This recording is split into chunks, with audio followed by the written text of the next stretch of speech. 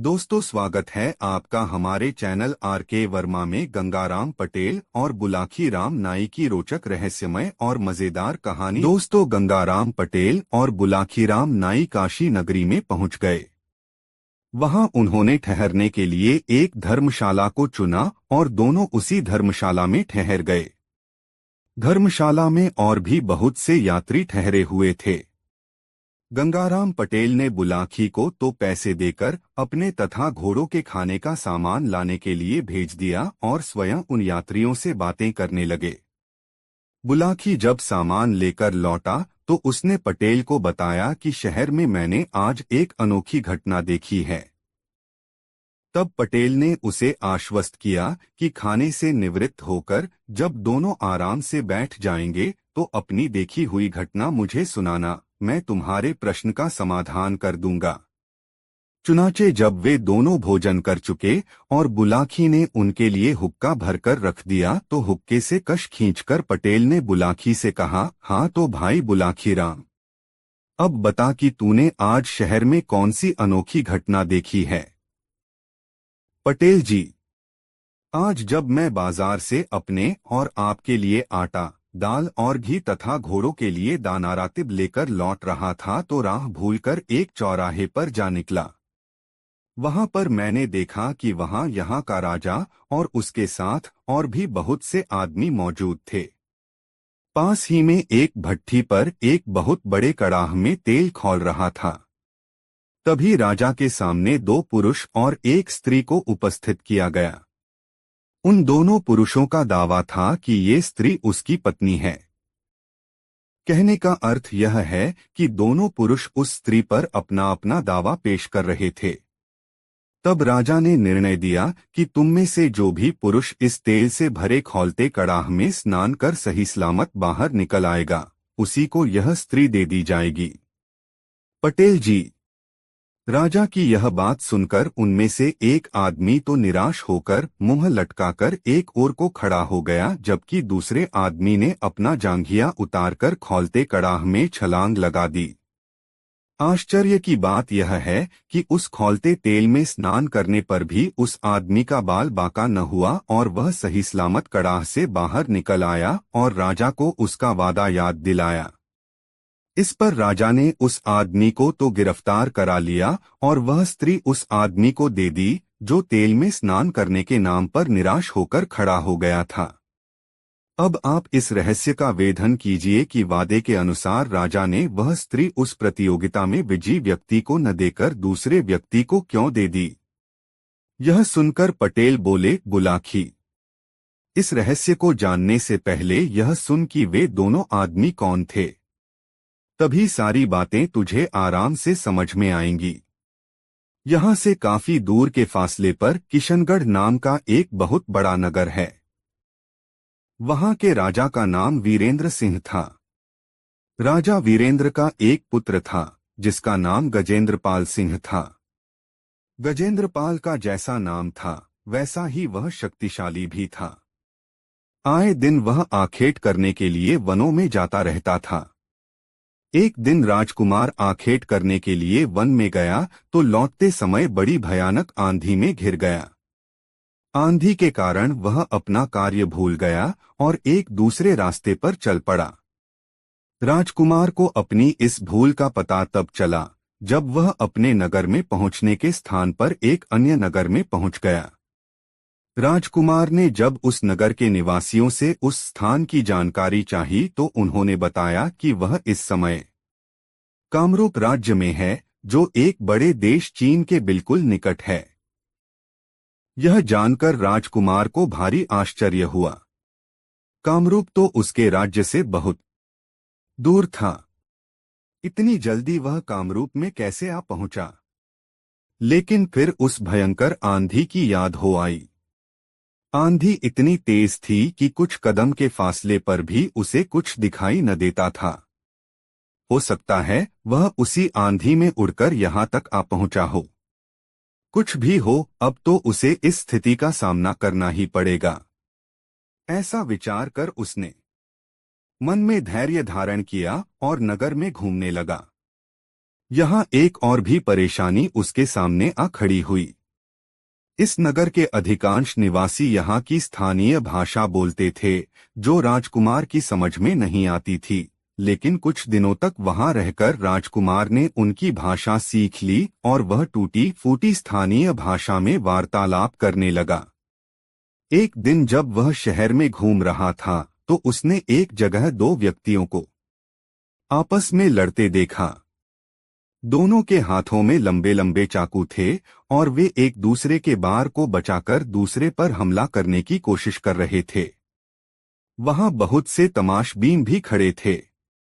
राजकुमार भी उन तमाशबीनों में जाकर खड़ा हो गया। इसी बीच राजा का रथ वहां से गुजरा। राजा ने जब उन व्यक्तियों को लड़ते देखा, तो उसने अपने कुछ सैनिक उन दोनों व्यक्तियों को पकड़ने के लिए भेज दिए। सैनिकों ने उनके पास पहुंचकर उन्हें एकंगना चाहा, तो वे दोनों सैनिकों से भी भिड़ गए और सैनिकों को घायल करके वहां से भाग गए। राजकुमार ने जब तमाशबीनों से उनके विषय में पूछा, तो उसे बताया गया कि ये दोनों नगर के नामी गुंडे हैं।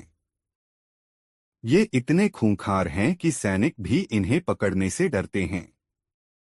फिर जाने पर यह दोनों तत्काल सैनिकों पर धावा बोल देते हैं। फुर्तीले इतने हैं कि पकड़ में नहीं आते और बात की बात में बहुत दूर जा निकलते हैं।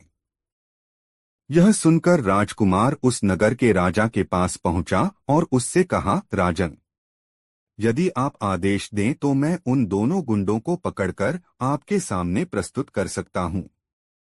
यह सुनकर राजा ने गौर से उसकी ओर देखा और बोला, कोई परदेशी मालूम होते हो, तभी ऐसा दावा कर रहे हो?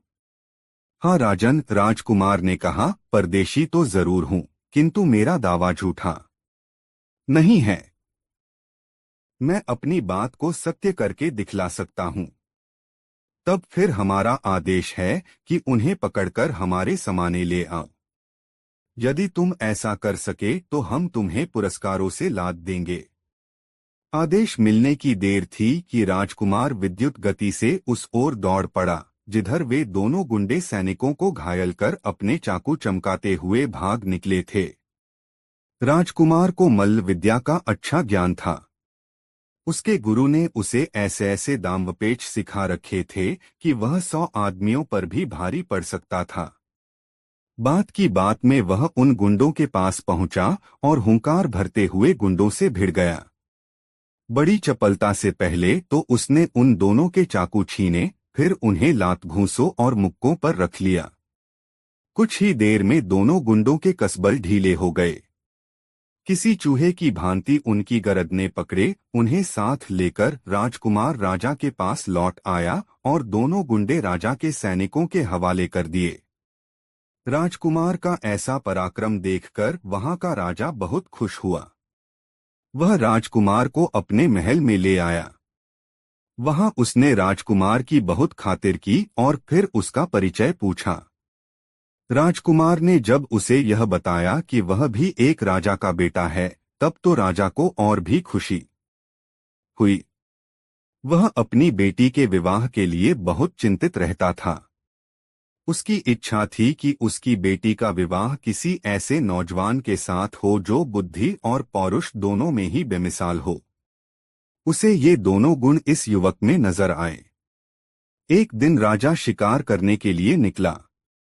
अपने साथ वह राजकुमार गजेंद्रपाल सिंह को भी ले गया। जंगल में एक सिंहों का समूह उन्हें नजर आया। राजा ने सिंह का शिकार करने की इच्छा से अपना घोड़ा उन्हीं सिंहों के समूह की ओर दौड़ा दिया। राजकुमार भी कहाँ पीछे रहने वाला था। शिकार करना तो उसका प्रिय शौक था। आठ वह भी भाला और तलवार लेकर राजा के पीछे पीछे अपने घोड़े को दौड़ाता हुआ चल पड़ा। राजा को घोड़ा दौड़ाते हुए अपनी तरफ आते देखकर सिंहों का समूह चौकन्ना होकर खड़ा हो गया। उनमें से जो दुर्बल सिंह थे वह तो पीछे मुड़कर भाग लिए, लेकिन जो बलवान सिंह थे वे मुकाबला करने को तत्पर हो गए। राजा ने निशाना बांधकर अपना भाला एक सिंह पर चलाया। निशाना चूक गया। भाला सिंह के शरीर को छूता हुआ भूमि में जा गड़ा। क्रोधित होकर सिंह ने उछाल भरी और अपने पंजे की जोरदार थाप घोड़े की थूथन पर जमा दी। वार इतना करारा था कि घोड़ा लड़खड़ा गया। घोड़े के लड़खड़ाने से राजा का संतुलन बिगड़ गया और वह भूमि पर आ गिरा। तभी दूसरा सिंह राजा पर झपट पड़ा। राजा ने फुर्ती से उठकर म्यान में रखी अपनी तलवार निकालनी चाहिए, लेकिन तभी सिंह के पंजे की एक करारी चोट उसे लगी और वह उछलकर दूर जा गिरा। तत्काल ही उसे मूर्छा आ गई। तब तक राजकुमार भी सिंहों के पास पहुंचा। एक सिंह अभी राजा पर झपटने की तैयारी कर ही रहा था कि राजकुमार का फेंका हुआ भाला सनसनाता हुआ उसकी छाती में पैवस्त हो गया। सिंह ने एक भयंकर दहाड़ मारी और वह भूमि पर लोटपोट होने लगा। दूसरा सिंह भी झपटने ही वाला था कि राजकुमार ने उसकी थूथन पर तलवार का वार कर दिया। सिंहों की थूथन उनकी सबसे संवेदनशील जगह होती है। आठ थूथन पर वार होते ही सिंह एकदम घबराकर पीछे हट गया। एक बार उसने अपने साथी सिंह को भूमि में लोटपोट होते देखा और फिर भयभीत होकर घनी झाड़ियों की ओर दौड़ लगा दी। राजकुमार गजेंद्रपाल घोड़े से उतरा। घोड़े की पीठ पर मौजूद छागल से पानी निकाला और राजा के मुंह पर पानी के छींटे मारे। जल के छींटे लगने से राजा को होश आ गया और वह उठकर बैठ गया। उसने कृतज्ञता भरी दृष्टि राजकुमार पर डाली। राजकुमार बोला, उठिए राजन, आज आपने शेर का शिकार कर लिया है। नहीं राजकुमार, यह शिकार मैंने नहीं, तुमने किया है। सिंह के पंजों की चोट खाकर मैं तो अचेत हो गया था। तभी तुम्हारा फेंका हुआ भाला सिंह की छाती फाड़ता उसकी छाती के आर पार निकल गया। आज तुमने मेरी जान बचाई है। महल पहुंचकर मैं तुम्हारे इस उपकार का पुरस्कार तुम्हें अवश्य दूंगा। बुलाखी, कथा तो बहुत लंबी है, मैं तुम्हें संक्षेप में ही सुनाता हूँ। महल में पहुंचकर राजा ने अपनी बेटी का विवाह राजकुमार गजेंद्रपाल सिंह के साथ कर दिया।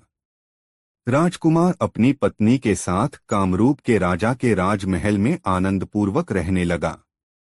जब उसे वहां रहते हुए कई महीने बीत गए तो एक दिन उसने पत्नी से कहा, प्रिय, यहां रहते हुए मुझे बहुत समय बीत गया है। अब मुझे अपने घर की याद सताने लगी है। मेरे परिवार वालों को मेरे बारे में कुछ भी पता नहीं है। वे बेहद चिंता कर रहे होंगे। हमें अपने घर लौट चलना चाहिए। इस पर राजकुमारी ने अपनी सहमति व्यक्त कर दी।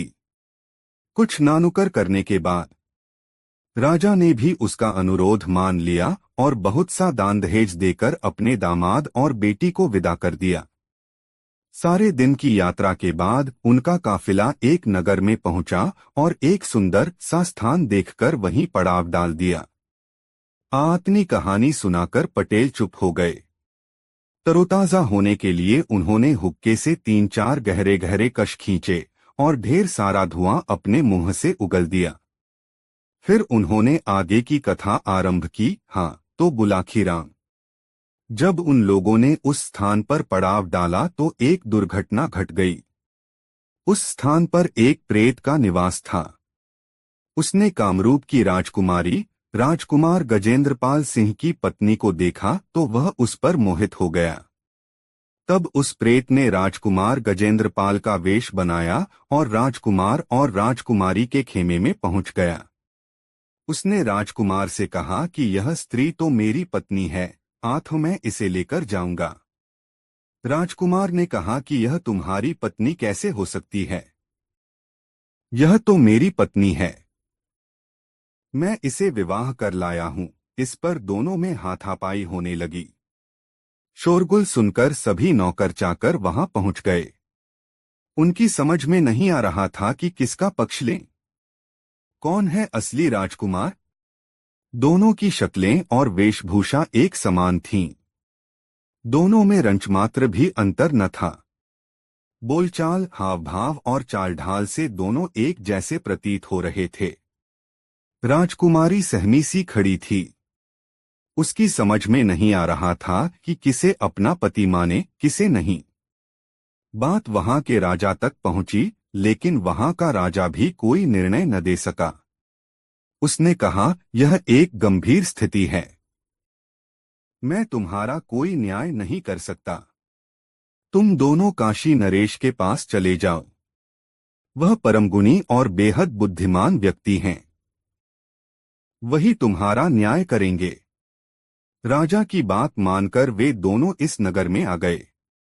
यहाँ के राजा ने जब उनके विवाद के विषय में सुना तो अपने बुद्धि बल से उसने फौरन जान लिया कि उन दोनों में से कोई एक अवश्य ही कोई अशरीरी व्यक्ति है, जिसने दूसरे प्रतियोगी का रूप धारण कर लिया है। तब उसने एक भट्ठी तैयार करवाकर एक बड़े से कड़ाह में तेल उबलवाया और उन दोनों से कहा कि तुम में से जो भी प्रतियोगी इस खौलते कड़ाह में स्नान कर सही सलामत निकल आएगा, यह स्त्री उसी को दे दी जाएगी। राजा की यह बात सुनकर बेचारा गजेंद्रपाल सिंह तो निराश होकर एक ओर खड़ा हो गया, लेकिन अशरीर प्रेत फौरन ऐसा करने को तैयार हो गया। आगे की कहानी तुझे मालूम ही है।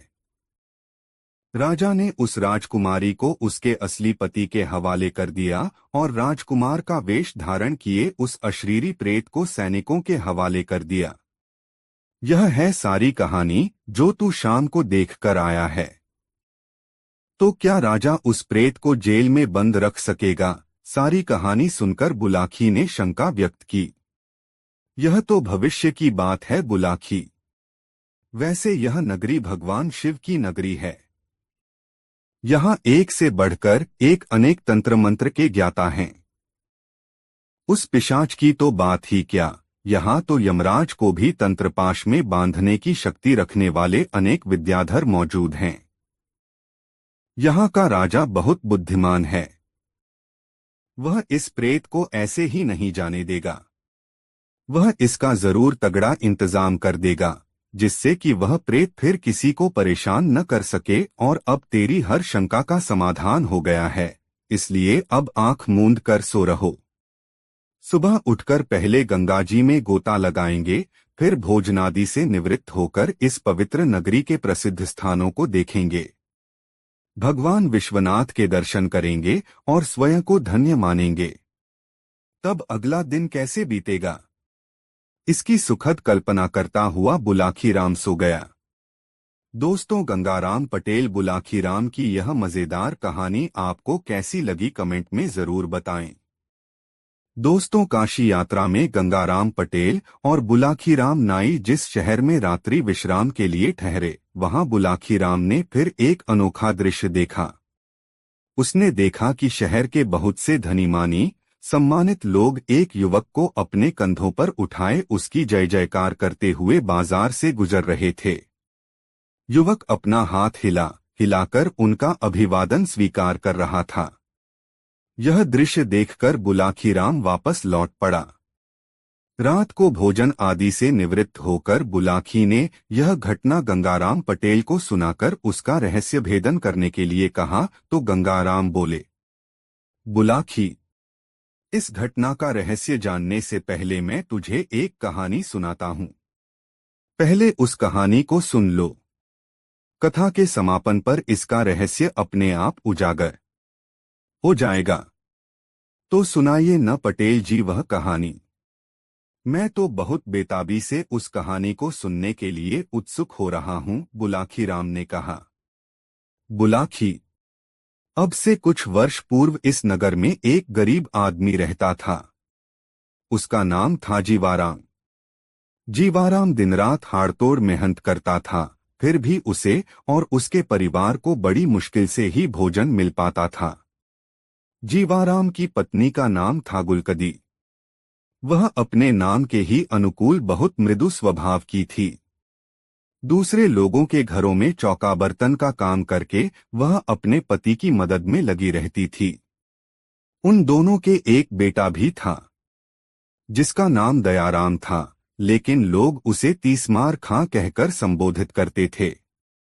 दयाराम भी अपने इस नाम को सुनकर खुश होता था। अब तीसमार खां उसका नाम कैसे पड़ा, यह भी सुनो।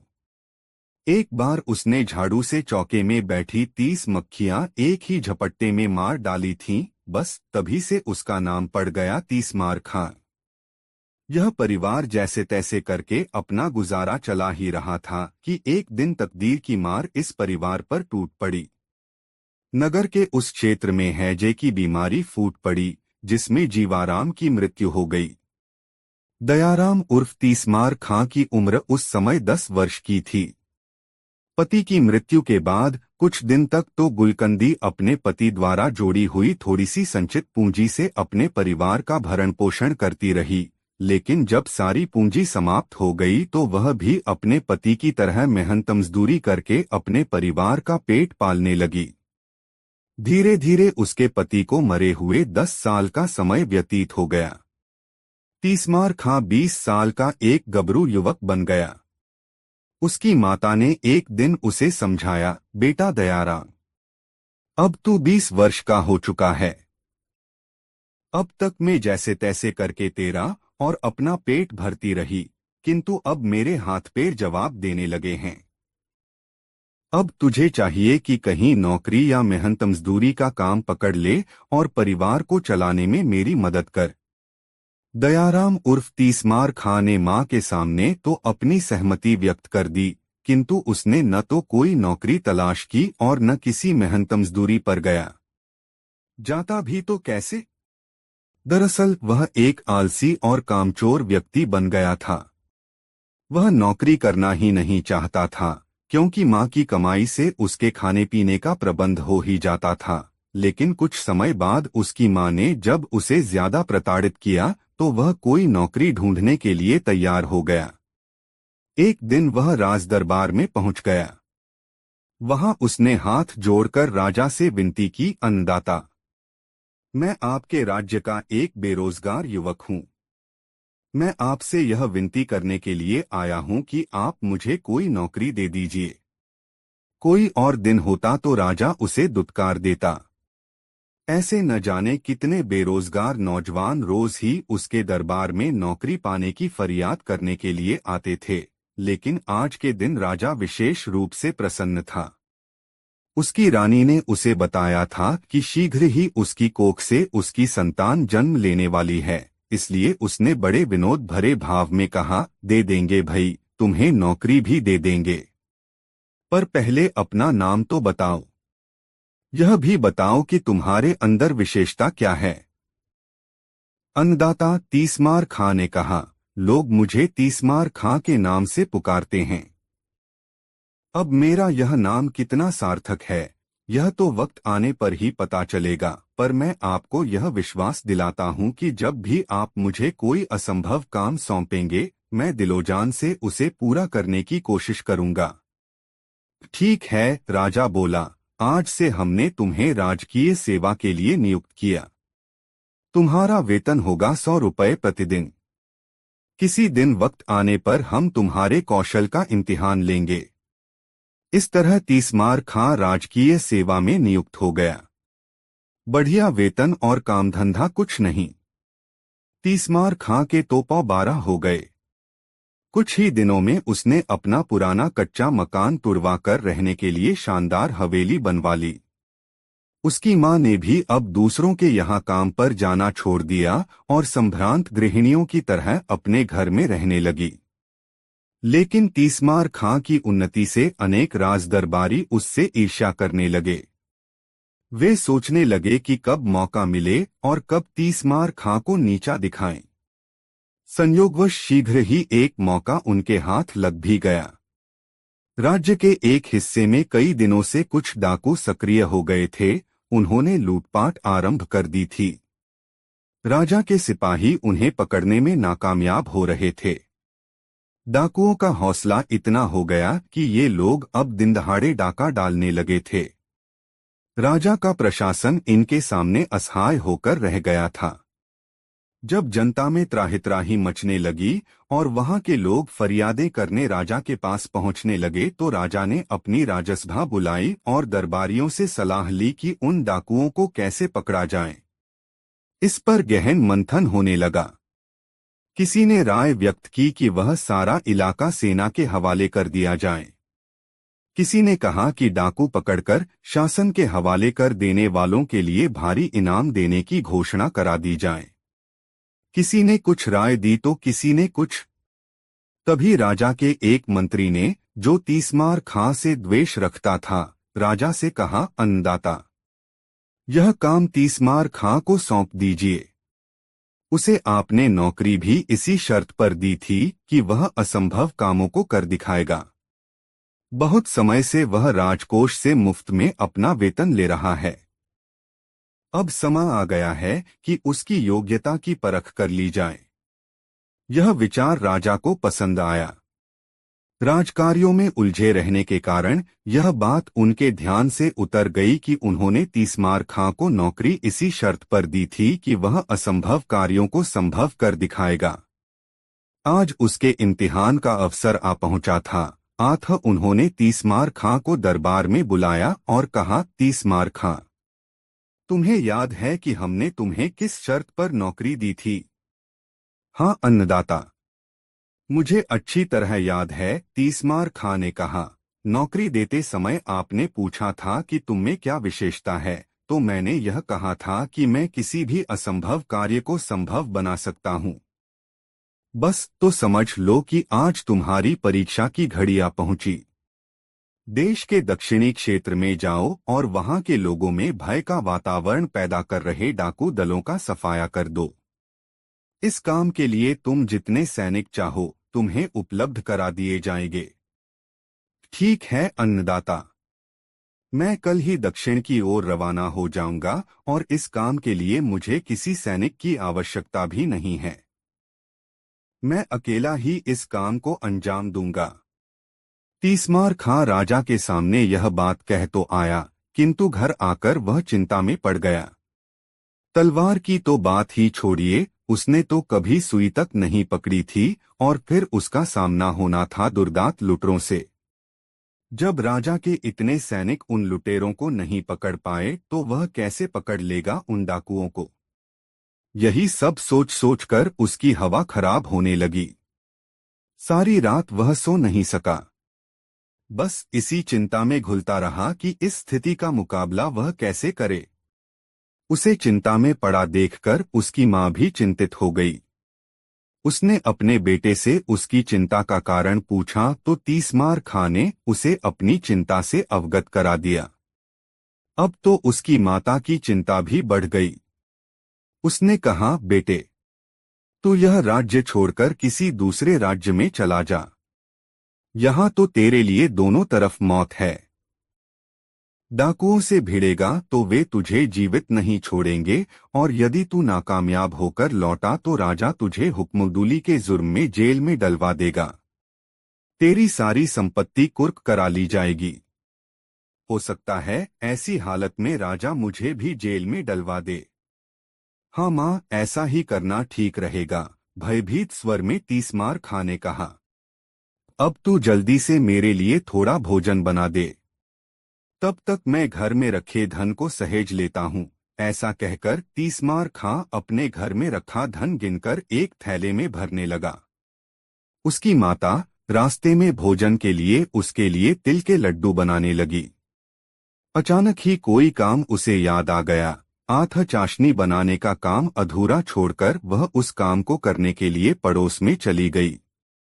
इसी बीच एक चूहे का पीछा करते हुए काला नाग रसोई में आ गया। उसने चूहे को पकड़ने के लिए जैसे ही उछाल मारी, वह चाशनी में गिर गया। चाशनी बहुत गर्म थी। नाग का सारा शरीर पिघलकर उस चाशनी का ही हिस्सा बन गया। कुछ देर बाद तीसमार खां की मां वहां पहुंची। उसने जल्दी जल्दी लड्डू तैयार किए और उन्हें पोटली में बांधकर रख दिया।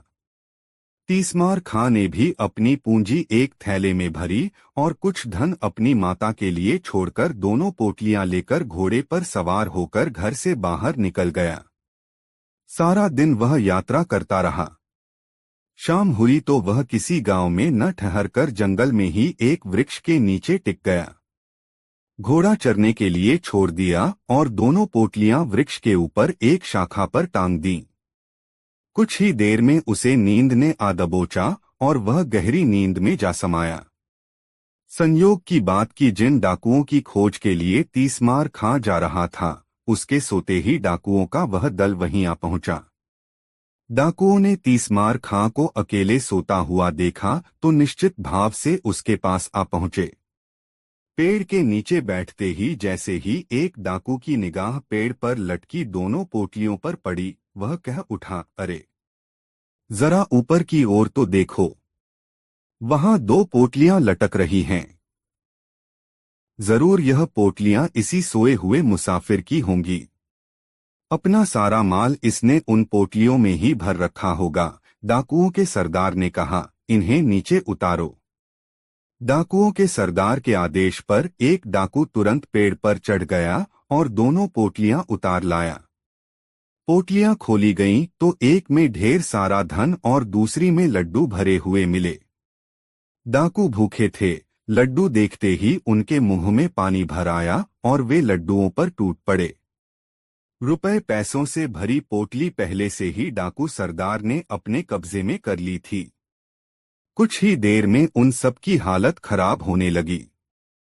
तीक्ष्ण विष के प्रभाव से वे अचेत होने लगे। फिर देखते ही देखते सारे डाकुओं की मौत हो गई। भोर के समय जब तीसमार खां की नींद टूटी तो उसकी निगाह डाकुओं पर पड़ी। उसकी दोनों पोटलियां खुली हुई पड़ी थीं। पलक झपकते ही सारा मामला उसकी समझ में आ गया। मां की असावधानी से जरूर लड्डुओं में कोई विषैला तत्व गिर गया होगा, जिसे खाकर ही इन लोगों की मौत हुई है। बस फिर क्या था? उसने तलवार निकाली और उन मरे हुए डाकुओं के सिर काटने शुरू कर दिए। डाकू संख्या में 30 थे। तीसमार खां ने उन सबके सिर इकट्ठे किए और दो बड़े बड़े थैलों में भर लिए। डाकुओं के पास भी जो कुछ निकला वह उसने अपने कब्जे में कर लिया। फिर वह डाकुओं के धड़ वहीं पड़ा छोड़कर वापस अपने नगर में लौट आया। राजा के पास पहुंचकर जब उसने अपना कारनामा राजा को बताया तो राजा बेहद खुश हुआ। उसने तीसमार खां की बहुत प्रशंसा की, उसे ढेरों पुरस्कार दिए और उसकी तनख्वाह में बढ़ोतरी करके आदेश दे दिया कि तीसमार खां की जय जयकार करते हुए इसे सारे नगर में घुमाया जाए। इतनी कहानी सुनाकर गंगाराम पटेल ने बुलाकी नाई से कहा, थे बुलाकी राम, आज शाम तू जो नजारा देखकर आया था वह उसी समय का था। नागरिकों के कंधे पर जो व्यक्ति बैठा था वह दयाराम उर्फ तीसमार खां ही था। उसके पीछे पीछे जो लोग उसकी जय जयकार कर रहे थे वे शहर के धनी मानी व्यक्ति और राज कर्मचारी थे। उनमें वह मंत्री भी था जिसने तीसमार खां के विरुद्ध राजा को उकसाया था। अब बता, तेरी शंका का समाधान हो गया ना? हाँ पटेल जी, हो गया। अब आप भी सोइए और मैं भी सोता हूँ, कल फिर से यात्रा करनी है। दोनों ने चादरों से मुंह ढांप लिया और सोने की तैयारियां करने लगे। दोस्तों, गंगाराम पटेल और बुलाकी राम नाई की यह मजेदार कहानी आपको कैसी लगी कमेंट बॉक्स में जरूर बताएं। दोस्तों, सुबह भोर हुई तो गंगाराम पटेल और बुलाकी राम उठे, शौचादि से फारिग हुए, सामान समेटा और घोड़ों पर जीन कसकर अपनी यात्रा पर निकल पड़े। रास्ते में एक नगर में उन्होंने दोपहर का भोजन किया और दिन ढलते ढलते एक नए नगर में जा पहुंचे। वहां वे एक धर्मशाला में ठहर गए। नित्य की तरह बुलाकी भोजन का सामान खरीदने के लिए चला गया। वहां उसने लौटती बार जो दृश्य देखा वह उसका रहस्य जानने को बेचैन हो उठा। भोजन आदि से निवृत्त होकर जब गंगाराम बिस्तर पर पहुंचकर हुक्का गुड़गुड़ाने लगे तब उसने पटेल के पैर दबाते हुए उनसे कहा, पटेल जी, अब तो आप भोजनादि से निवृत्त हो चुके हैं। क्या अब मैं अपनी वह बात कहूं जो आज बाजार से लौटते समय मैंने देखी है? हाँ हाँ भाई, अवश्य कहो, पटेल विनोद भरे स्वर में बोले। तुम्हारी इस शर्त को मानकर ही तो मैं तुम्हें साथ लाया हूं।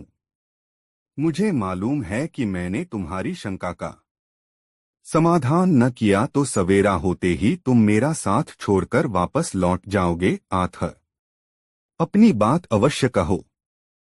पटेल जी, आज जब मैं बाजार से सामान खरीदकर वापस लौट रहा था तो मैंने एक दुकान के बाहर भीड़ जुटी हुई देखी। यह देख मैं भी यह जानने के लिए वहां ठहर गया कि देखूं माजरा क्या है, किस कारण यह भीड़ खड़ी है। मैंने देखा कि एक वैश्य की दुकान के नीचे एक 12-13 वर्षीय लड़के की लाश पड़ी हुई है। लाश के समीप ही उस लड़के के माँ बाप बैठे सिसक रहे थे। तभी एक व्यक्ति वहां पहुंचा। उसमें और वैश्य में कुछ वार्तालाप हुआ। फिर उस व्यक्ति ने लड़के के पिता से किसी बात की शपथ लेने के लिए कहा। लड़के के पिता ने जैसे ही शपथ ली कि मृत लड़का जीवित होकर खड़ा हो गया। यह देखकर मेरी हैरत का ठिकाना न रहा। मैं तत्काल वहां से चलकर आपके पास पहुंचा। बस तभी से मेरे पेट में इस बात का रहस्य जानने के लिए मरोड़े उठ रही थीं, किंतु मुझे यह भी मालूम था कि आप बिस्तर में जाने से पहले कुछ बताएंगे नहीं, इसलिए खामोश ही रहा। अब आप मुझे उस रहस्य के बारे में बतलाइए। सुनो, बुलाखीराम पटेल बोले, यहाँ से कुछ कोसों के फासले पर एक गांव है किशनपुर। उस गांव में रेवती रमन नाम का एक गरीब ब्राह्मण निवास करता था। उसकी पत्नी का नाम शीला था। नाम के अनुकूल उसकी पत्नी बहुत ही शील स्वभाव की थी। ब्राह्मण भी बहुत नेक और अच्छे आचरण वाला था। उनका एक बेटा भी था, जिसकी आयु तब 10 वर्ष की हो चुकी थी। उसका नाम था चंद्रदेव। रेवती रमन नाम का वह ब्राह्मण बहुत गरीब था। उसके पास जमीन भी ज्यादा नहीं थी। उस जमीन से जो भी अनाज पैदा होता, उसी के सहारे उनका निर्वाह होता था। अपनी आर्थिक स्थिति से तंग आकर एक दिन उसने अपनी पत्नी से कहा, सुनो शीला, यहाँ गांव में रहकर निर्वाह करना दिन प्रतिदिन मुश्किल होता जा रहा है। आठ मैंने निश्चय किया है कि 1-2 दिन में यह गांव छोड़कर किसी बड़े नगर को चल पड़ेंगे।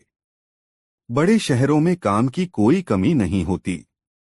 ईश्वर ने चाहा तो हम वहां किसी की नौकरी कर लेंगे और आराम से जीवन व्यतीत करेंगे। कुछ सालों बाद जब हमारे पास कुछ धन इकट्ठा हो जाएगा तो हम वापस लौट आएंगे और उस धन से कोई कारोबार कर लेंगे। इस तरह आसानी से हमारे जीवन का निर्वाह हो जाएगा। अब बताओ, तुम्हारी क्या राय है इस विषय में? मेरी राय तो वही है जो आपकी है, रेवती की पत्नी ने कहा। जैसा आपको उचित लगे आप वैसा ही कीजिए। मैं आपके साथ हूँ। इस प्रकार विचार करके रेवती अपनी पत्नी और पुत्र को साथ लेकर शहर के लिए चल पड़ा। शहर में पहुंचकर रेवती रमन ने एक वैश्य के यहाँ नौकरी कर ली। उसकी पत्नी ने भी एक महाजन के यहाँ खाना बनाने की नौकरी कर ली। इस तरह से उनका निर्वाह ठीक ढंग से होने लगा। रेवती रमन मेहनती आदमी था। 1 साल बाद उसका काम देखकर वैश्य ने उसकी तनख्वाह बढ़ा दी। इस तरह से वह अपने परिवार का भरण पोषण करने के पश्चात कुछ धन भविष्य के लिए बचाने लगा। 3 साल के बाद उन दोनों की कमाई से 5,000 रुपये इकट्ठे हो गए। तब दोनों ने अपनी अपनी नौकरी छोड़ दी और अपने गांव लौट पड़े। शाम के समय वे इसी नगर में पहुंचे। उन्होंने रात्रि विश्राम के लिए किसी उपयुक्त जगह की जानकारी चाही। सामने उसी वैश्य की दुकान थी जिसे तुम देखकर आए हो। आठ रेवती रमन उसी के पास पहुंचा और बोला, सेठ जी, मैं यहाँ परदेशी हूँ। मेरे साथ मेरा परिवार भी है। मैं रात्रि विश्राम के लिए किसी उपयुक्त जगह की तलाश में हूँ। क्या आप मुझे कोई ऐसा स्थान बता सकते हैं जहां हम सुरक्षित रह सकें? कोई जोखिम की चीज तो नहीं है तुम्हारे पास? मेरा मतलब है रुपया पैसा। वह तो है सेठ जी। इसीलिए तो मैं किसी सुरक्षित जगह पर रात को ठहरना चाहता हूँ। देखो भाई, सेठ बोला, तुम्हारे रात्रि विश्राम के लिए तो मैं तुम्हें जगह दे सकता हूँ, लेकिन तुम्हारे पास मौजूद रुपयों की जिम्मेदारी नहीं ले सकता। यह शहर चोर लुटेरों के लिए बहुत बदनाम है। कोई चोर लुटेरा रात में आकर तुमसे तुम्हारा धन छीन ले गया तो मेरी बहुत बदनामी होगी। तुम एक काम करो, तुम्हारे पास जितना धन है वह मेरे पास जमा कर दो। सवेरे जब तुम जाने लगो तो अपना धन सहेज लेना। ठीक है सेठ जी, आप इस शहर में सम्मानित नागरिक हैं, हमें आप पर पूरा यकीन है कि आप अमानत में खयानत नहीं करेंगे। मेरे पास 5,000 रुपए हैं, उन्हें आप अपने पास जमा कर लीजिए। सुबह जाने से पहले मैं आपसे अपना रुपया वापस ले लूंगा। ऐसा कहकर रेवती रमन ने अपना पैसा उस वैश्य के पास जमा करवा दिया। वह रात रेवती रमन और उसके परिवार ने सेठ की दुकान के बाहर लगे फट्टों पर सोकर काट ली। प्रातः जब सेठ ने दुकान खोली तो रेवती रमन ने उससे अपना पैसा वापस मांगा। इस पर सेठ की त्योरियां चढ़ गईं। उसने तेज आवाज में पूछा, कैसा पैसा? तुमने मुझे कोई पैसा नहीं दिया था। इस पर दोनों में तकरार होने लगी। पड़ोसी और राहगीर इकट्ठे हो गए। सेठ के पड़ोसियों ने तब उनका विवाद खत्म करने के लिए रेवती रमन से कहा, देखो भाई, तुम कहते हो कल रात तुमने इनके पास 5,000 रुपए जमा कराए थे, जबकि ये सेठ इस बात से साफ इनकार कर रहा है। अब कौन सच्चा है और कौन झूठा, इसका फैसला तो शपथ लेकर ही किया जा सकता है। क्या तुम अपने इकलौते बेटे की कसम खाकर यह बात कह सकते हो कि तुमने रात इस सेठ के पास 5,000 रुपए जमा कराए थे? बिल्कुल कह सकता हूँ, रेवती रमन बोला। जो बात सच है उसके लिए मैं कैसी भी शपथ लेने को तैयार हूँ। क्यों सेठ, क्या तुम्हें भी यह बात मंजूर है? बिल्कुल मंजूर है, सेठ बोला। न्यायकर्ताओं ने तब रेवती रमन से उसके बेटे के सिर पर हाथ रखकर यह कसम खाने के लिए कहा कि यदि उसकी शपथ झूठी है तो तत्काल उसके बेटे की मृत्यु हो जाए। बुलाखी पटेल ने आगे कहा, किस्मत का खेल देखो। जैसे ही रेवती रमन ने अपने बेटे चंद्रदेव के सिर पर हाथ रखकर यह शपथ ली कि तत्काल उसके बेटे की मौत हो गई। झूठा होते हुए भी उस सेठ के चेहरे पर विजय के भाव झलक उठे। रेवती और उसकी पत्नी सन्न रह गए। वहां उपस्थित भीड़ और न्यायकर्ताओं ने रेवती को बहुत लानत मलामतें दी क्योंकि वह झूठा साबित हो गया था। रेवती की हालत ऐसी हो गई जैसे भरे बाजार में उसे किसी ने नंगा कर दिया हो। पति पत्नी दोनों ही सिसक रहे थे और भीड़ उनका मजाक उड़ा रही थी, उन पर फप्तियां कस रही थी।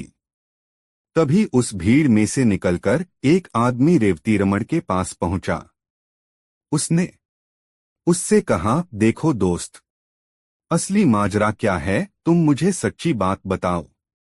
क्या वाकई तुमने इस सेठ को 5,000 रुपए जमा करने के लिए दिए थे?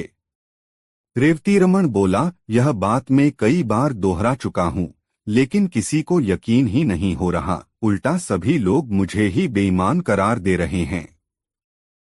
तब एक बार तुम मेरे सामने अपने लड़के की शपथ लेकर यह बात दोबारा कहो कि मेरी बात बिल्कुल सही है। मैंने सेठ के पास अपने 5,000 रुपए जमा कराए थे। यदि तुम्हारी बात सत्य निकली तो तुम्हारा मृत बेटा अभी जीवित होकर उठ खड़ा होगा। फिर उस आदमी ने सेठ से कहा, क्यों सेठ, तुम्हें मंजूर है यह बात? बिल्कुल मंजूर है। भला मुझे क्या एतराज हो सकता है, लेकिन यह आदमी झूठा है। इसका झूठ साबित भी हो चुका है। बेटे की शपथ लेने के बाद इसने झूठ बोला, इसलिए तो इसके बेटे की मौत हो गई है। बेशक बेशक वह व्यक्ति बोला, पर अगर इस बार शपथ लेने के बाद इसका बेटा जीवित हो जाए, उस सूरत में तुम्हें इसे 5 नहीं 10,000 रुपए वापस करने होंगे। बोलो मंजूर है? कहा तो है, मुझे इसका चैलेंज मंजूर है, सेठ ने कह दिया। उस व्यक्ति के कहने पर रेवती रमन ने अपने मृत बेटे की शपथ लेकर अपनी बात दोहरा दी। शपथ लेते ही एक चमत्कार हो गया। रेवती रमन का मृत बेटा जीवित होकर उठ बैठा। सारी भीड़ यह देखकर आश्चर्यचकित रह गई। तब सेठ को वादे के अनुसार रेवती रमन को 5 की जगह 10,000 रुपए लौटाने पड़े। इतनी कहानी सुनाकर गंगाराम पटेल ने आगे कहा, बुलाकी, औरों की तरह तुझे भी इस बात पर जरूर आश्चर्य हो रहा होगा कि आखिर वह व्यक्ति था कौन, जिसने न सिर्फ रेवती रमन के बेटे चंद्रदेव को जीवित किया अपितु जिसने सेठ से उसे दोगुना धन वापस दिलवाया। तो सुन, मानव के वेश में वह व्यक्ति साक्षात कलियुग था, जो अपने कलिकाल का प्रभाव लोगों को दिखाना चाहता था। यह कलियुग है बुलाकी। इस काल में कैसी भी अनहोनी घटना घट जाए उस पर आश्चर्य नहीं होना चाहिए। आज तू जिस दृश्य को देखकर आया था वह वही दृश्य था। उम्मीद है अब तेरी जिज्ञासा शांत हो गई होगी। आथा, अब मुझे भी सोने दे और खुद भी सो रहा है। कल प्रातः फिर से काशी यात्रा के लिए चलना है। कहकर पटेल ने आंखें मूंद लीं और निद्रारानी की गोद में समा गए। करवट बदलकर बुलाकी नाई भी सो गया। दोस्तों, यह कहानी आपको कैसी लगी कमेंट बॉक्स में जरूर बताएं। ऐसी और नई मजेदार कहानी सुनने के लिए हमारे चैनल आरके वर्मा को सब्सक्राइब जरूर कर लें और यह वीडियो अपने मित्रों के साथ जरूर शेयर करें। वीडियो देखने के लिए बहुत बहुत धन्यवाद।